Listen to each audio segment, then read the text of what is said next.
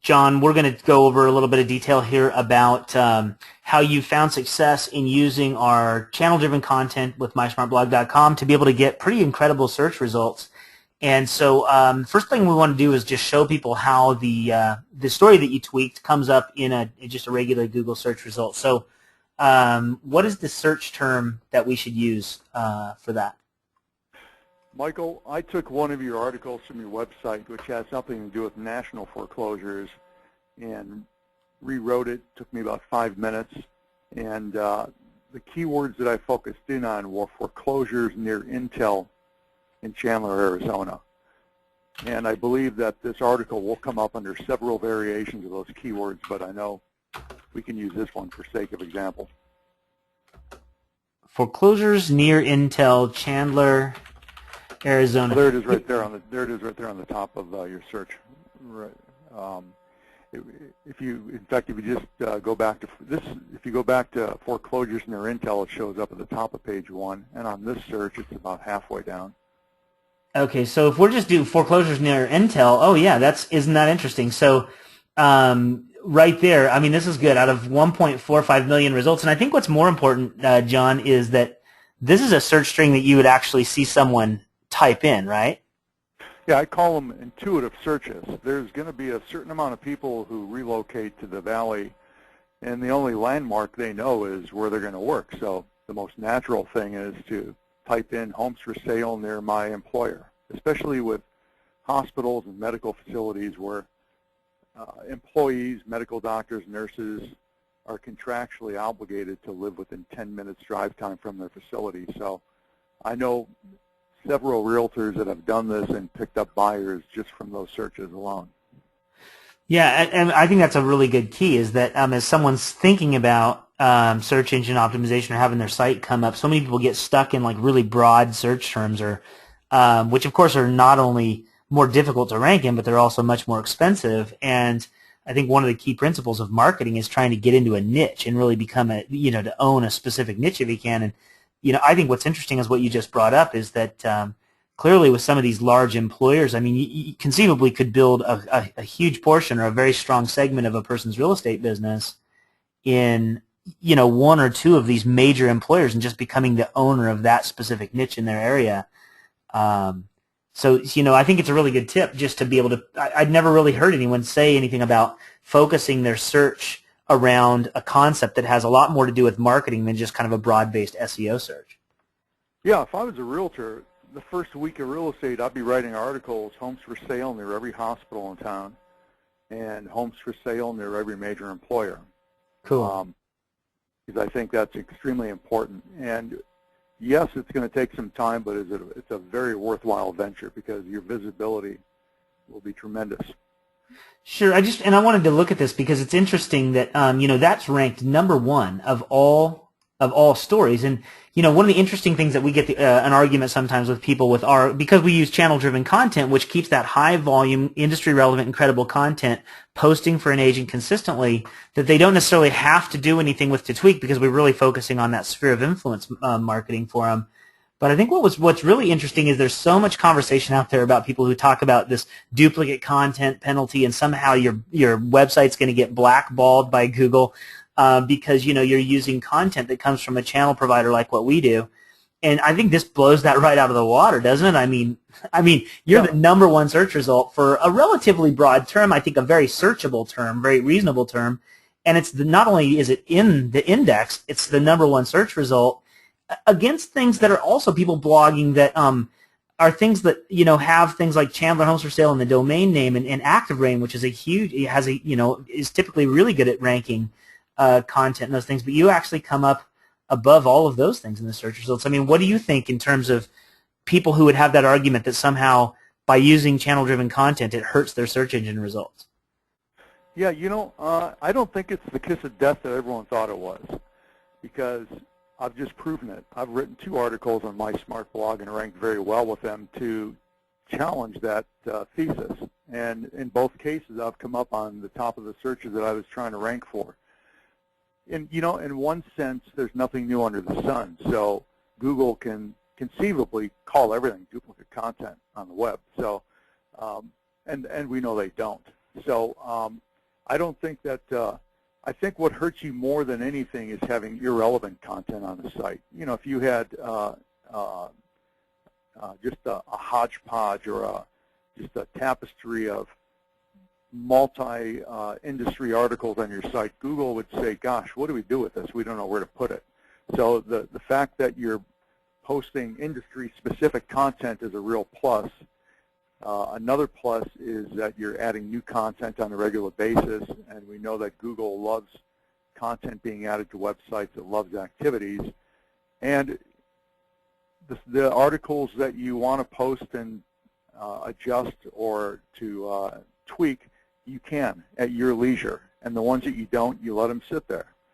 If someone thinks I've got too many articles on such and such, just press delete. But at least this gives you the option and the control to go in and make the adjustments. And as I mentioned, changing an article, it took me all of 5 minutes, and within 3 hours, I was on page 1 for the terms that I ranked. So Google really likes my Smart Blog site. And there again, that's somewhat proof that this duplicate content issue from a article feed really doesn't play an impact here. And one of the rules of thumb is when we're optimizing articles, it's probably safe to change an article by about 30%. And that can be done as easy as taking a 400-word article and deleting one paragraph, which might be 100 words. But what I do when I try to optimize these articles is I change the title of the blog or the article for my keywords, and I also make sure that I have H2 and H3, which are your headings. Those have the keywords in them. And then I go below and I have the keywords in the custom doc title and the description.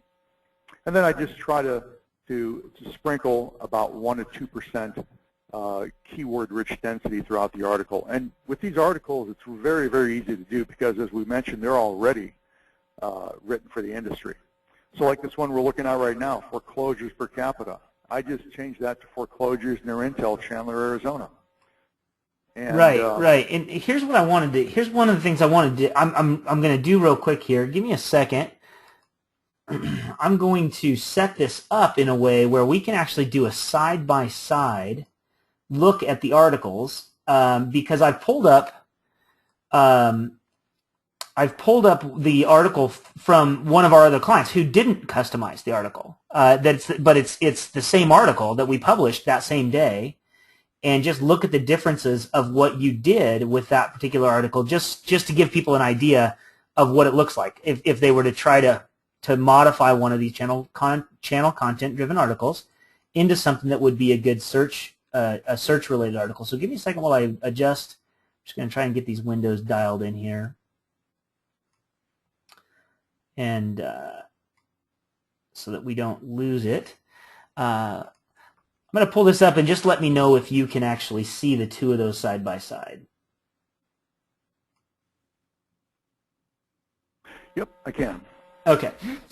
So just as we're going to go through this, I know this that's actually where I think works out as a pretty good way to go through and take a look at the difference. But yeah, just go ahead and explain a little bit about what you do to modify the articles in order to get those search terms to come up. Okay, well, if you'll notice, the original article was titled "Florida Takes Top Foreclosure Slot for September 2012." Right. And the new title is "Foreclosures Near Intel, Chandler, AZ." Excuse me, and you'll see that in the navy blue bar up on top, but then also below, that right there where you are. Those are heading tags. And something someone wants to really consider is when you're breaking your article into different headings to make it easier to read, you don't want to merely just increase the font size. You want to use an H2 and an H3 heading, which is available on your drop-down in the edit panel, because Google crawls your article and it looks for any words between various tags. And when it sees words in between an H tag, as they call it, it's going to put more emphasis on those. So naturally, if Google's looking at those and giving them a certain priority, then we definitely want our keywords between those tags. So those are the H tags in a nutshell. But I also I went into the the graph itself, I right-clicked on it and changed the alt text setting, and I put in my keywords foreclosures near Intel and Chandler AZ. Okay, so just to clarify, since I don't think without getting into the source code and everything, I can't really show that. But what you're saying is on the image itself, which is easily manipulated within the edit screen of the WordPress website as well. You just went in and you added those keywords as the alt tag. There's a section right in there that says that you can add an alt tag to the image. So now when Google actually since Google doesn't really as much recognize what's in the image itself, it does read that alt tag, that tag that tells it what that image is supposed to be about. Correct. And there again, Google's going to put a little bit more emphasis on that.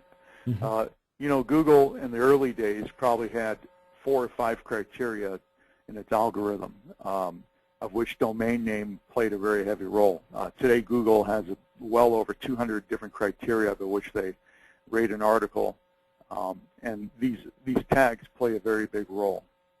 So as you can see, I went ahead and changed then I added the H2 tag, foreclosures near Chandler AZ, and I then went and started reading the article and started inserting my keywords, and I'll start reading it here. Foreclosure volume continues to slip, especially foreclosures near Intel, Chandler AZ, and Microchip and Chandler AZ. There again, right in the very beginning, I wanted to go ahead and get those keywords in the article. And the reason I always want to put keywords within maybe the first 100 words is often Google, when it indexes articles, it might not grab the description that we type in the back end. So what it's going to do is fish around in the article, and it's going to start at the beginning until it finds keywords that match that search. So it's important to have your keywords within the first 100 words of the article, and I always say if you can at the last 100 words.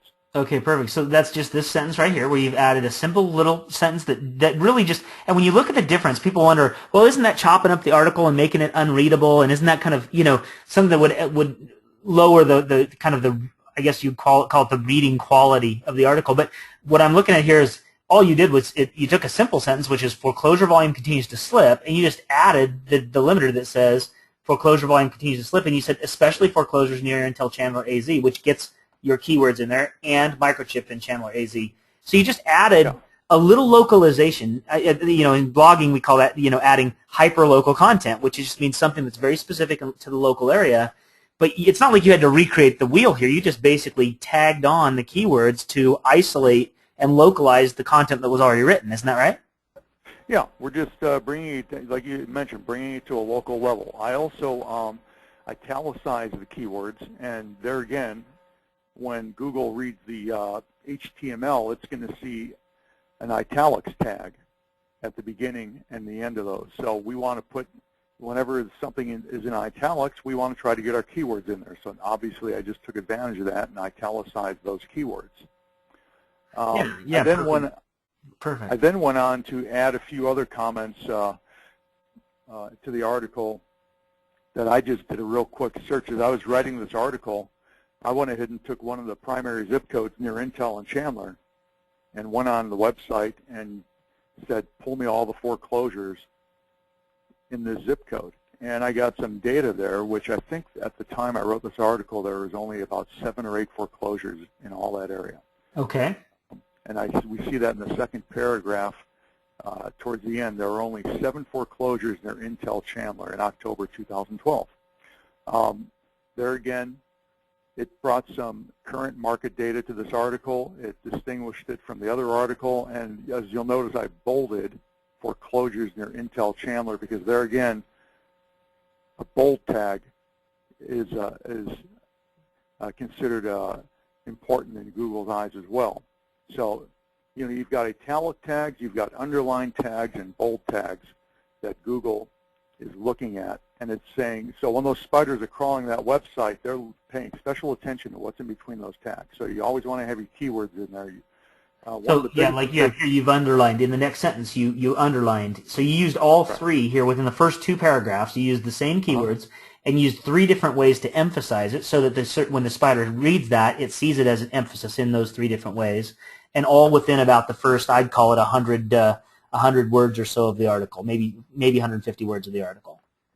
Correct. And then below that, we're getting into some statistics. So I thought, well, I'll just try to put the keywords in the H3 tag is what that is, or the H meaning heading tag, because there again the heading tags are important. And then I just went on to kind of repeat what we had.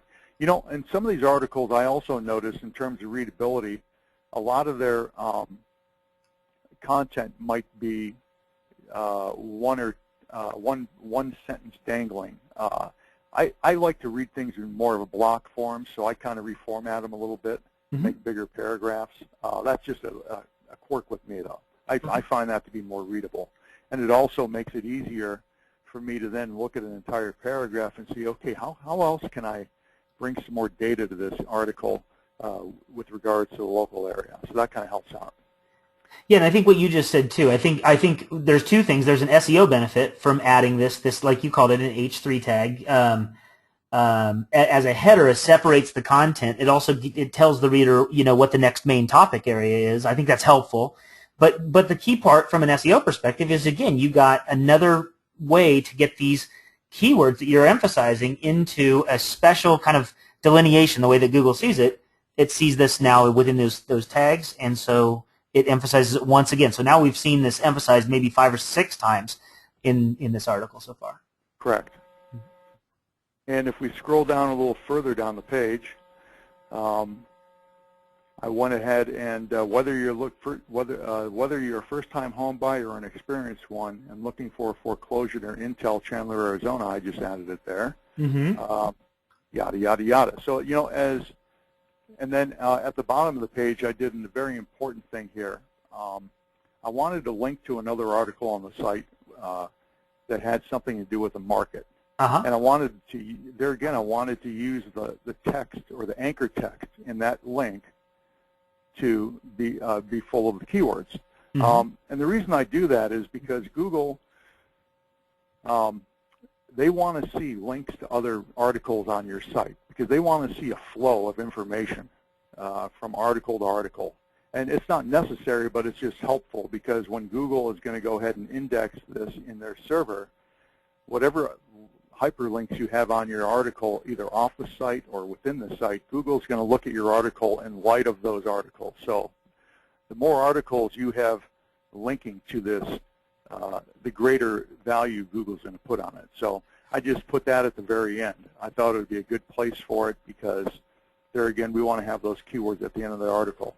And this took me all of, I'm not kidding, probably 7 minutes to do this. And that's the beauty of this system that you have, because I've sat there and scratched my head for hours trying to come up with one article.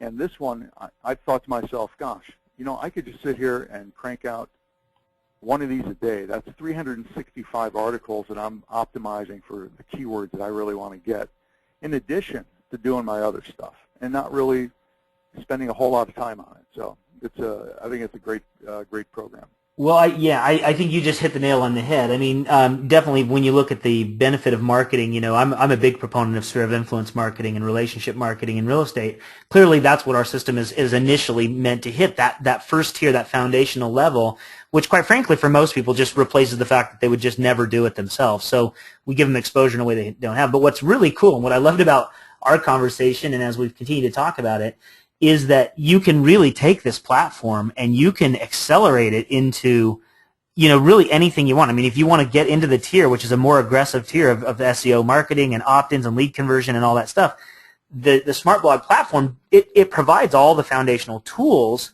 to be able to go through and do that. And the key point you made here, which is I think for most salespeople, is that it's the time difference. For a person, even a good qualified writer, to sit down and do enough research to accurately get the information, compile it into an article, write it in a way that they're proud of to be able to put out in the out on their blog. I don't know. I can't imagine anyone would argue that you could do it in less than an hour's time. And I would imagine for a lot of people it would be more like 2 hours by the time they did all the research, writing and posting and all the stuff they need to do. So when you just said that you could take a high-quality, well-researched article that was well-written and then just do the modifications to get that and do it in 7 minutes, I think from a salesperson's perspective, it's the way they can get the best of both worlds. They can actually have good quality content with SEO value and not have to spend those hours researching and writing, which quite frankly isn't in the highest best use of their time. Yeah, that, and if this was a brand new site that we were building and we posted this article, this would probably have taken Google 3 to 7 days to index this article. And as I mentioned, this article, which just shocked me, was indexed within 3 hours. And I remember telling you when I was doing this, saying, I'm going to write an article and wait 2 weeks and see how long it takes to get to Google page 1. Yeah. And in 3 minutes, it was in 3 hours, I'm sorry, it was on page 1 already. Yeah, that really was, John. I mean, that was the shocking thing, because we talked about the fact that you had done this a number of times, and we said, well, great, let's show people, because I'm sure people would want to know about that. And we said, great, let's schedule the interview for 2 weeks out, so we get time to make sure that everything that it works correctly. And literally, it was, I think, that next day, or maybe even later that night or something, you sent me that email that said, the article's already up and ready to go. So. It does, that's a good point too, and I think it's an important one, that I always talk about how, when you're blogging, one of the good things about blogging over time, and even with a system like ours, which automates the process to a large degree, it's like planting seeds, and those seeds never go away. It's a garden that just continues to flourish over time. And what you just said is what I would call, online equity. The fact that you've had this site in place, it's had consistent content being published, and then also you've done some work to customize that. Google does value this smart blog site, so it automatically is now paying attention, which leads to that much quicker indexing of content. I think that's an important thing. Don't you think that by doing this long term, by keeping a site, even for years and years, that it just becomes more powerful as time goes on? Oh yes, because Google will rank your site based on time. That's a big criteria. One of the biggest ones is how long has this site been on, and how often do they post content to it. So this site has both of those things going for it. And so I think it's a great platform, because I've built a lot of websites, and I'll tell you, the absolute #1 reason why a beautiful website, nothing gets done on it, is because nobody has the time to do it, and people feel that they don't have the creative juices to compose at the typewriter. But in this case, it's all done for you. All you have to do is, and if people would sit down after their third article, they'll realize that they too can do this in just minutes and get on the rest of the day. Right. Well, real quick, what was the keywords again on that? I didn't have it pulled up right now. Okay, that one was foreclosures near Intel. But that also comes up under foreclosure homes near Intel, foreclosures. So just as we go into another one, just to show people, if we slide down, and it's not always the same exact. Yeah, there it is down right. Let's see, it was a little up higher. Let's see, right there. See it? Right there. About. Oh yeah, right here. Okay, yeah. So, so like on that foreclosure homes near Intel, it's about 5th in the organic results. But that's how, because you have those keywords, it can be a various number of different search strings, not just one that it actually ranks for, which is another good point. And that's, that's very impressive, because, I've written articles before on this on other WordPress sites, and you might rank for the set of keywords you're shooting for, but the minute you vary those, for some reason, you're not on page 1 anymore. And that was another issue with this that just really not baffled me, but surprised me, was how many different variations of those keywords this article made its page 1 for. So I was just overwhelmingly pleasantly surprised. Yeah, I just went to that more extended one, adding the Chandler, Arizona. Here's what's interesting is now you have actually 2 different results that are coming up. Well, look at this, 3 right in a row. So you've got, let's see, 1, 2, 3, 5, 6, and 7 spots. And again, some people might argue, well, that's a longer search string. But here's the thing: is people are now more in tune with Google than they were, for instance, when AOL, the keywords, whatever they were called, first came out. Yeah. People know now that to get the results they want, they have to be a little more definitive in the search that they put in. It's like you said. What was that term you used for the searches? The term meaning intuitive, I think. You said intuitive. Oh yeah, I call them intuitive searches because, in fact, I wrote an article for an agent, homes for sale near one of the hospitals, and they picked up a buyer and sold them a home off that, because I just, even though Google keywords didn't show enough rapidity with those keywords being typed in on a monthly basis, I knew for a fact that people are going to type that in when they're searching for homes. And they do. Yeah. So that's why I call those intuitive searches. You have to kind of put yourself back in, what would I do if I were in a new city and I just took a job offer near Orbital? Where would I even start looking? And, obviously there'd be homes for sale near Orbital, Right. Yeah. I mean, I was just going to jump over here because just to show, people that are taking a look at the video, similar that you took an article and made some modifications to it. Or, oh no, this looks like maybe one that you wrote. You actually wrote this article. Yeah, I wrote that one. And yeah. I also wrote one, homes for sale near Fiesta Mall, and that one made it to page 1 as well. So there again, people might drive around and look at a home and they say, gosh, what street was it on? Well, I don't know, but I know it was near Fiesta Mall. Yeah.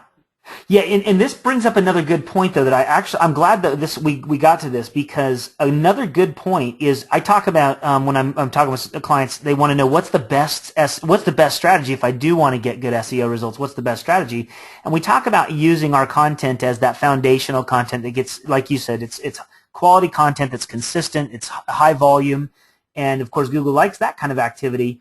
But I tell them, hey, if you just write, one time a month or up to even once a week, if they really wanted to write some of that hyperlocal content that was specific to something that was related to their area, that stuff does rank really well. I think this is just a direct reflection that this is one where you already had the content happening through the content channel, but then you went in and you wrote some very specific hyperlocal content, which, of course, anybody's free to do when they have a smart blog. They can write any content they want and publish it. But the results were, you got excellent results right away. And again, do you think some of that is because of it being surrounded by this high volume of relevant content that helps to support this custom content? Oh, I think it's all that. I call that Google juice. And relevant content, even though Google will look at your site as a whole, but it also looks at each post individually as well. So that's why I say it only helps to always put a backlink, in essence, on your article to another article on your website, because you want to kind of create this spider web which kind of holds this whole thing together to help the Google spiders see that, hey, this is all one body of content, and this is not a post standing out on its own. So that does help Google value that particular article. Yeah. So yes, I think that is extremely important. Good. Well, that's awesome, John. Super. Well, I mean, thanks so much for taking the time. I think this is going to be really powerful for people to see what's possible using this framework and using the advice. Do you have anything else that you want to add before we shut down the recording? Well, I'm just baffled by how fast this is indexing the articles and giving it positioning. And I would just encourage people that even if you're not targeting any specific keywords, get in the habit of once a day re-optimizing these to a local level. It'll take you 5 minutes, because what's going to happen is when you do write that article for those keywords that you want to get, Google's going to see all the other content you wrote, and it's going to give you more priority on the one article that you really want to rank for. A real quick example, I've been working with an agent who after 9 months, we finally got him to page 1 of a real estate search, which has 9,000 local monthly searches. And it took us 9 months, but I told him in every article that he writes, he's got to put those home run keywords in there, as I call them. So I think the perfect strategy for a realtor is to sit down and say, okay, these are the 25 keywords I want to rank for. Check them on Google Keywords tools. Throw a few home runs in there, the ones that, homes for sale in Scottsdale, where you doggone well that everybody's doing that, but it seems impossible to get there. Because you know what? It's not impossible. Most people that are on page 1 of any given search are there from time and luck. Right. And that's the beauty of this, because if you will optimize your articles, you can outperform the competition. And if you don't want to optimize, and that's okay too, you still have a great website to send your clients to. So it's a win-win. That's awesome. Okay, super. Well,